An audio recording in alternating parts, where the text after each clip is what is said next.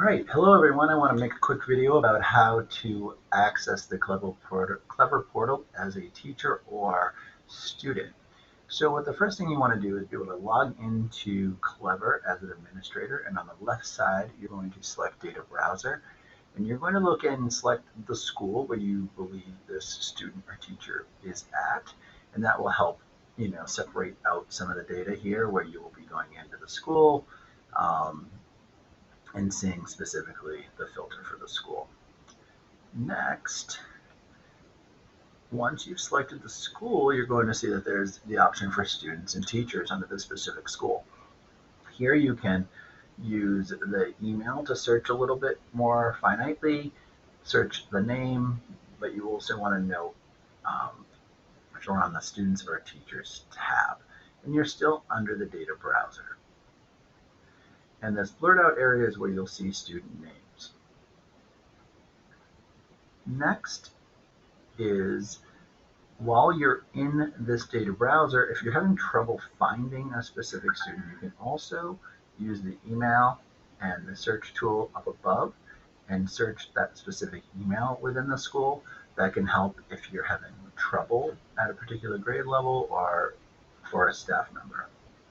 But make sure you are on the correct tab, students or teachers.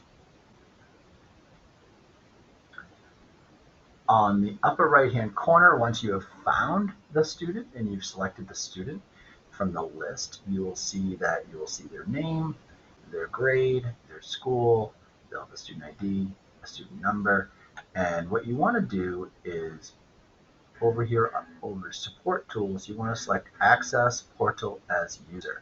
And what that's going to do is going to bring you into the Clever Portal as this particular user.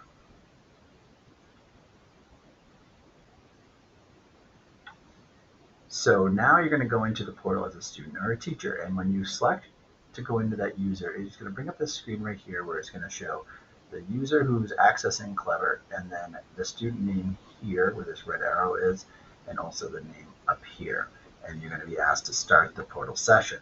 Once you start the portal session, you will then be able to go into the J. Turner Hood Elementary School's instant login page, and when you click on any of these applications, you are viewing them as a student or as a staff. You've selected that, and you'll see the staff student name or staff name up here in the top. You are currently accessing as, and then also here on the right, and you can end the session up here. But what you want to do is, if you're testing an application to make sure that it's working and synced with your student information system, that you have clicked an app that does take some sync through that A system, and it should bring up what that system will then show, and exactly as the student will see it. So as you can see here, the student has the app available to them, and they're able to take this particular assessment through iReady. So thanks for watching.